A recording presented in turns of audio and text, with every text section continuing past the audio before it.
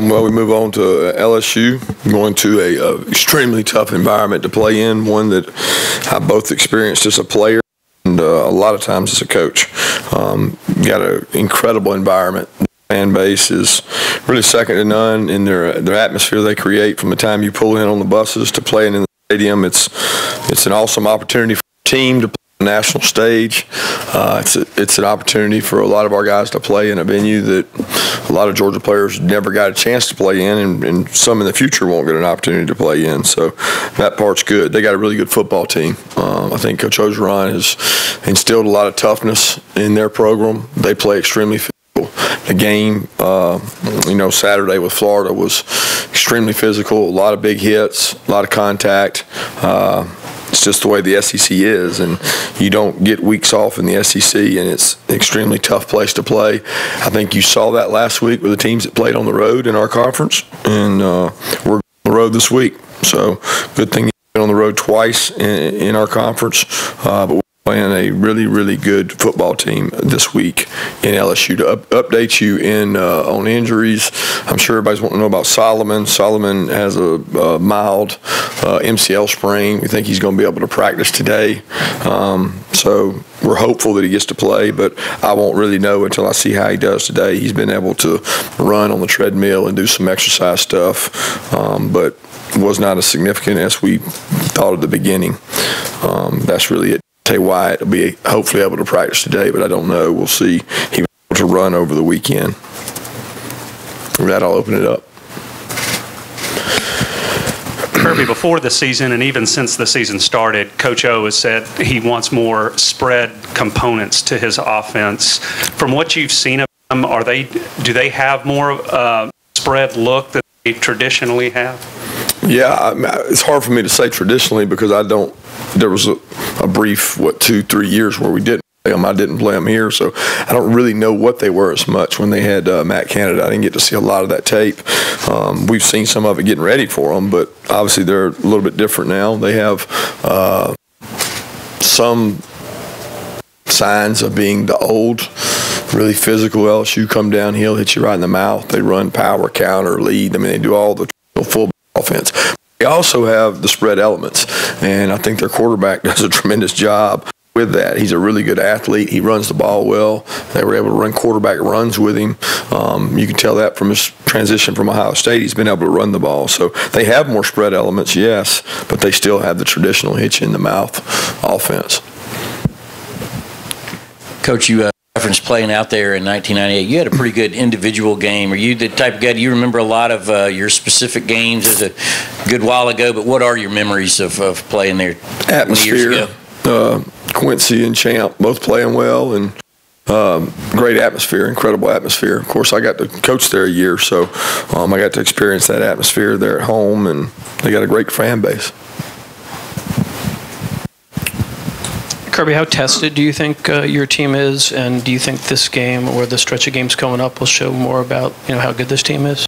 Absolutely. I mean, I think the tests are coming up. We've got some tough games. We got a bye week after this one, and we're probably coming at a good time because we got a football team that's beat up and dinged up, just like every team in the conference is. You don't get through this conference without being a little sore and a little beat up. But I think that our tests are upcoming. I think we play some good football teams starting this week with what's an extremely physical, well-coached football team in a tough place to play. Burrow's ability to extend the play, run, I guess you guys haven't faced an SEC quarterback that necessarily runs like him. They've been more pocket quarterbacks. How do you feel about your all's contain on defense and ability to contain running quarterback? I think it depends on what calls you're calling, what plays you're calling defensively. I mean, we certainly have some ways to break the pocket and get guys out of the pocket, make them run. The other guys, you want to keep them in the pocket and make them throw the ball from the pocket. But ultimately, a lot of that's controlled by how well they're able to run the ball, how much are they throwing it, how are they protecting it, and they've got a lot of different protections. They've got a lot of different run game, probably the most run game we've seen when you look at the volume of inside zone, outside zone, counter, power. They've got it all. They've got a lot of different runs, toss, perimeter runs, so they do a good job mixing up the run game. That affects how you're able to play the quarterback, so we'll have to see what all they come with for this game. Coach, to follow up on this stretch y'all have ahead and everything, starting with you this week, I mean, how hard is it to prepare for that week after week after week with maybe you're dealing with injuries, as you said, or things that just come in the way with playing in the SEC? You're saying how hard is it to prepare for LSU?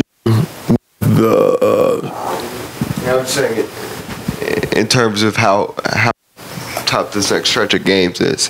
How hard is it to prepare week after week, knowing you don't have a week off against that? I just don't. I don't look at it like as everybody's talking about this stretch. Looking at it as we played some good football teams. What I think are good football teams. I think anytime you go on the road in the SEC, it's an adventure. It's a tough environment. We're going to play good teams coming up. Absolutely, it's tough everywhere in the SEC.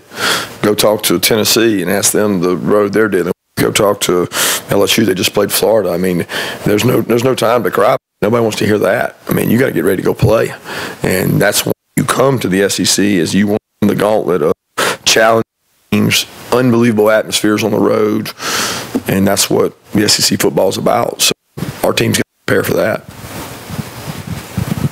As far as Devin White goes, the linebacker for LSU, just the challenge that it's going to present to kind of keep an eye, know where this guy is at all times, because he's one of those players obviously all over the field. Yeah, he's an incredible player. I mean, you know, my first experience was recruiting him as a running back and as a linebacker when I was at University of Alabama, and we knew how special he was then. And then he flashed several times. I remember watching the Mississippi State tape last year as we prepared for them. You know, I told Roquan, I said, this guy is probably 10 pounds heavier than you, but just as fast. And he's an elite player, very good player. Arguably one of the best in the conference at all positions. And I don't think people know how dynamic this guy really is, but I think people will find out on Sundays really soon.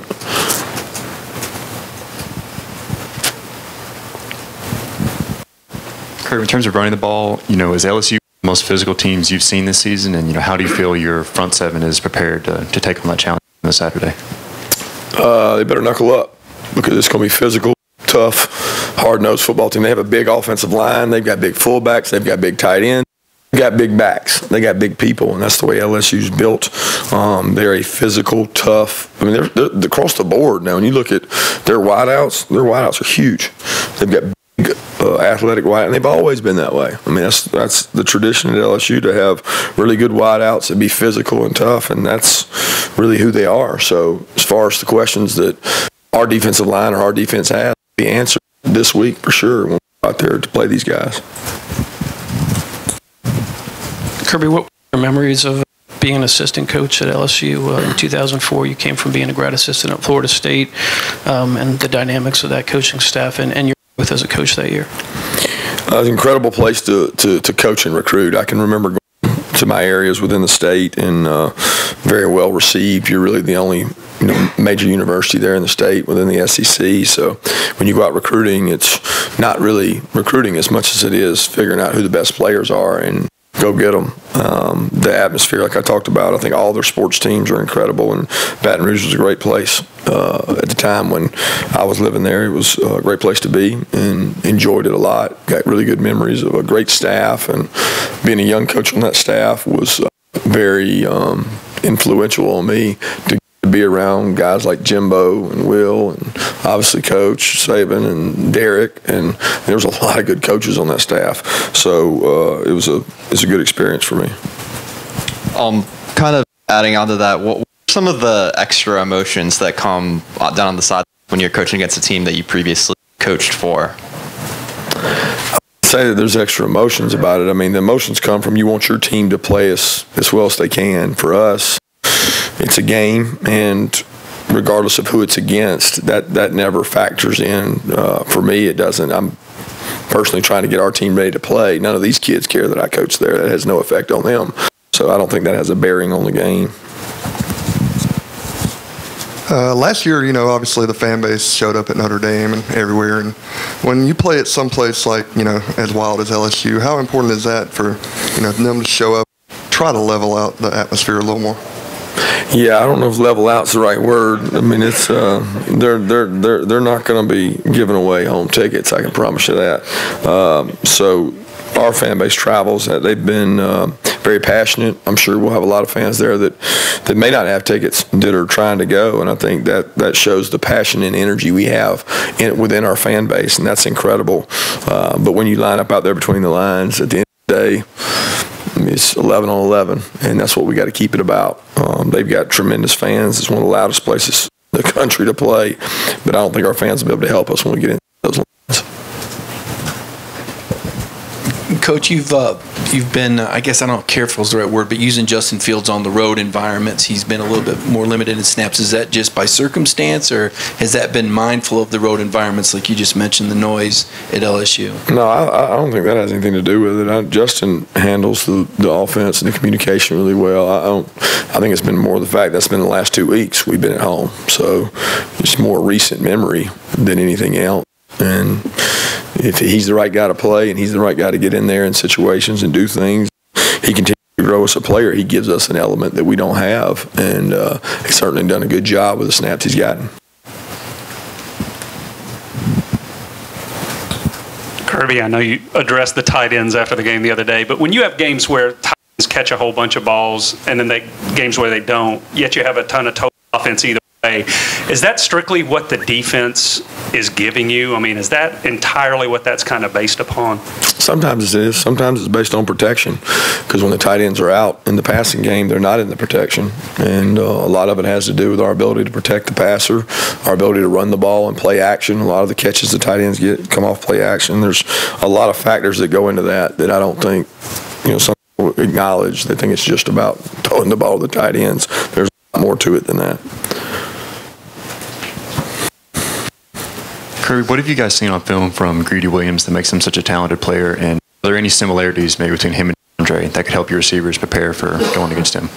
Well, he's really a talented player. He's long. He's athletic. He's able to twist and contort, play the ball in the air really well. I'd say there probably are some similarities between him and our guys and deep. He's been a really good player already and done a great job for them. He kind of takes care of one side of the ball and shuts down a wide out each game, and he's a talented guy. They've traditionally had really good secondary players. Other questions? Okay. Just real quick, Coach. Talking about Justin real quick, the last couple of games, he's taken a couple shots. Have you gotten with him down, just that young kind of thinks he can do kind of mentality? Well, I think if you look closely, so has Jake. Jake took some shots in the last game. They both did. So, number one, we got to protect better. But they also both have to know when they're in vulnerable positions. When they're getting pressured and they're not protected, they got to be ready to get rid of the ball. So that goes on both kids to try not to take the shots. And then ultimately in this game, sometimes you're protected and you still get a shot because you don't. The guy doesn't win. The offensive line doesn't win for you in front. Yeah, but as far as Justin, I thought he did a good job in the last game. That was something that he really did on his own, made a decision to slide, and he made a good run. It's a good decision, so it shows that he's learned, maturing when it comes to that, and we still want him to be a weapon for us, and he can do that when he runs, but he's got to protect himself as well, which he's done a good job with. Thanks. A couple more questions, anybody? Okay. Thanks.